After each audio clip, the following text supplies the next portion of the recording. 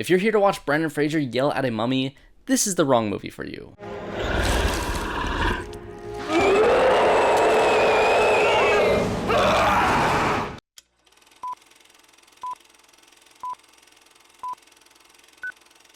Hello everyone and welcome back to another video on the channel. Today we are reviewing Lee Cronin's The Mummy, written and directed by, well, Lee Cronin. Starring Jack Reynor, Laia Costa, Calamawy, Natalie, Shylo, Molina, Billie, and Hayat, Kamille. This movie takes The Mummy back to its horror roots as it follows the disappearance of Katie Cannon, the young daughter of a family of 4 during their time living in Egypt, and her mysterious return 8 years later. And I'll of course be getting to spoilers for Lee Cronin's The Mummy, so if you haven't had a chance to watch it just yet, definitely go check it out, especially if you're a fan of Cronin's other films or you're a fan of body horror. And for those who have, let's just jump right into it. The best way I can describe this movie is that it's a great Exorcist movie, a good Evil Dead movie, and an okay Mummy movie. And if you've seen the film, I'm sure you can see where I'm going with this, but let's go ahead and break it down, starting with... It's very important you fully prepare yourself for what you're about to see.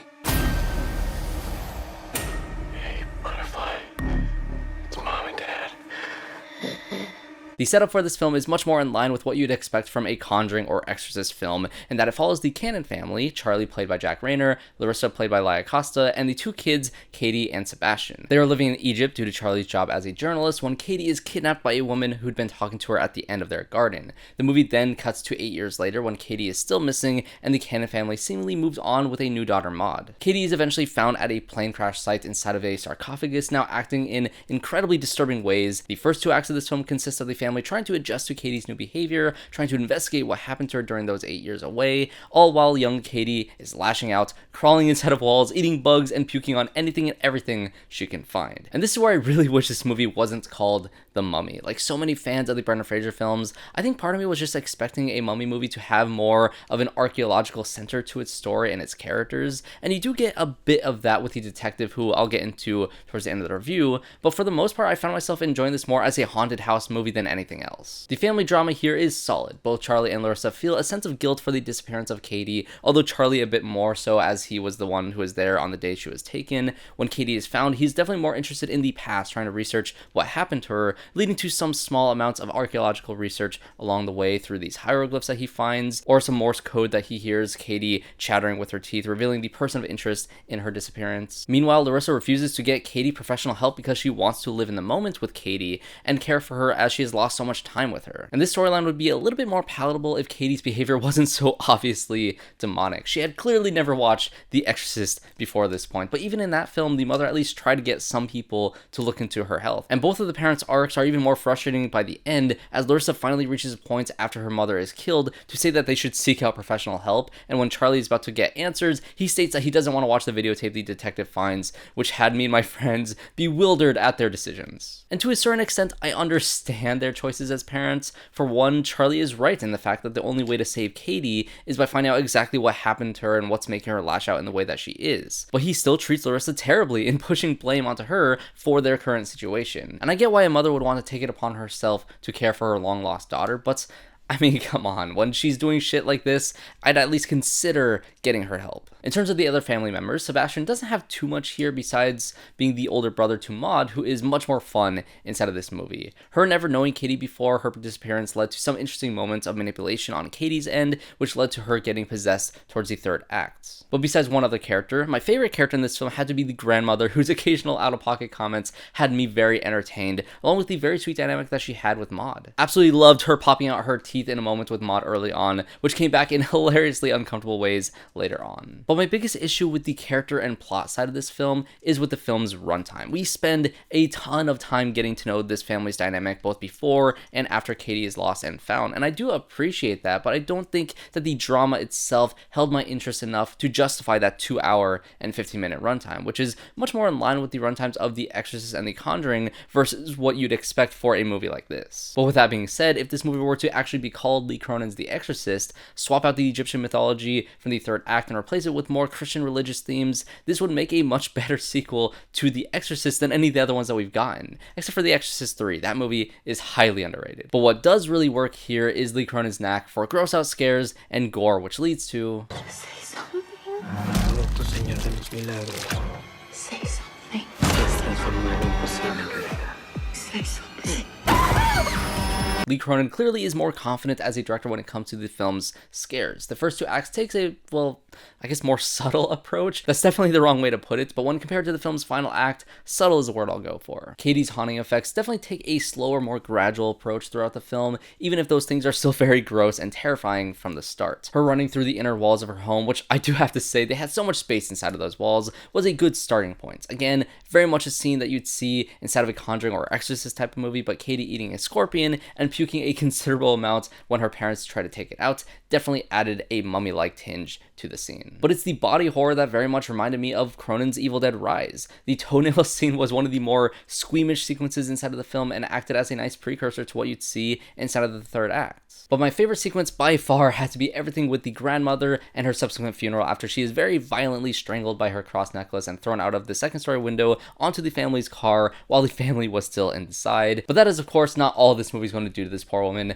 The wolves that had been looming outside of their home earlier on inside of the film show up to then tear her apart as she is crying out for help, as if she hadn't been through enough at this point in time. During the grandmother's funeral, Maud, who had been possessed at this point, unravels her sewn together mouth to steal her dentures and begins biting guests at the funeral, which was absolutely insane. Meanwhile, Katie claws through the deteriorating wood in her bedroom floor to then fall on top of the grandmother's body to begin biting her as well. Again, as if the grandmother hadn't been through enough at this point already. Even in death, she's still being torn apart. The possessed behavior, both Katie and by extension Maud and eventually Sebastian, felt very much like the Deadites in the Evil Dead franchise, so as a fan of those films, I was having a blast during all of these sequences. If this movie were yet another Evil Dead film from Lee Cronin, I think it would have made a good one, with only the runtime and the slower build-up to the gross stuff being the main complaints. But that finally leads to the film actually being called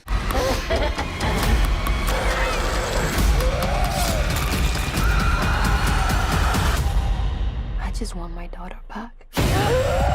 I absolutely loved the last 30 minutes of this film. Really, everything from the grandmother's death and funeral all the way up through the end, I really thought the movie found its footing. And that's largely due to the film finally getting into some actually mummy type of sequences. One character I've withheld from talking about so far in this review is Calamawy as Detective DALIA ZAKI, who was by far my favorite character inside of this film. She acted as the only real Egyptian/archaeological presence inside of this film, which is probably why I liked her presence so much. She acted as the translator for the detective in charge of finding Katie when she first went missing, and was a part of one of my favorite scenes from Charlie when he asked if she'd do a better job finding out what happened to Katie than that other detective did, failing to find her. Great line. This gave her a really strong drive and purpose throughout her smaller yet impactful role in tracking down the woman who kidnapped her and discovering the tape of Katie's sacrifice, all while having fun moments like her dropping her food in order to run off to compare evidence. Really fun character. And speaking of that tape, as disturbing as it was, making it both hilariously inappropriate yet important that she shows it to Katie's parents, the tape acted as the singularly most mummy-like scene in the entire film. I will say the mystery revolving around Katie's disappearance didn't shock me with its reveals. She was kidnapped by this woman who was burdened with passing on this family curse of sorts to a new host. In order to contain this demon, they then have to mummify the host and hide her in a sarcophagus until the time comes when she is required to find a new host.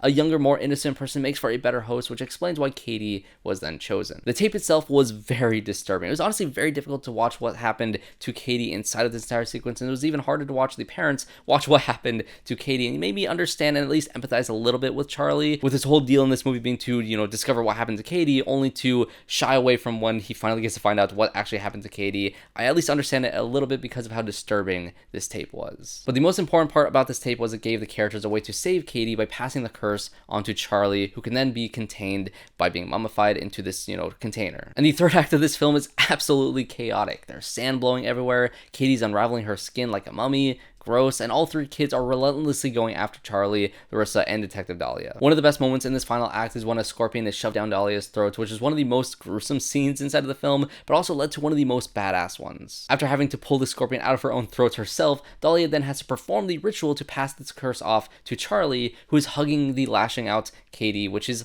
honestly really sweet. It's such a sweet and heartbreaking moment within all of this tension. But because DALIA's throat is torn open, she then has to hold her vocal cords together through her wound in order to speak the ritual, which was one of the gnarliest things I've seen in a movie like this. Great stuff. The movie also has an extended epilogue of sorts, as if this movie hadn't felt like it overstayed its welcome up until this point. Katie is now back to normal, but Charlie is now the one possessed and is being contained inside of a sarcophagus. They then bring him back to Egypt, and the movie ends with DALIA performing the ritual to transfer this demon back to the woman who kidnapped Katie, all those years ago. So it goes full circle. I actually really liked how this movie wrapped up. But overall, this movie was a bit of a mixed bag for me. It has the runtime and plot of an Exorcist movie, making it one of the better Exorcist films I've seen in years. It has the gnarly kills and occasional camp in horror like the Evil Dead films, but it only has a little bit of mummy mythology, albeit with a great third act that does finally live up to the film's title. But combined, this movie does feel a bit strange. Part of me wishes it was called something completely different, like What Happened to Katie or The Sarcophagus or something of that nature, but I can see why the studio wanted the mummy IP attached to this film. But I'm also very, very happy that we will be getting a Mummy 4 with Brendan Fraser and Rachel Weisz, and that we've completely abandoned the Tom Cruise cinematic universe take on this series. Well, those are just going to be my thoughts on Lee Cronin's The Mummy. Are you glad that this movie exists, or are you turned off by the darker side of this franchise? And as always, if you did enjoy this review, make sure to leave a like and subscribe to the channel to see more reviews just like this one. Thanks for watching, and I hope to see you all in my next one.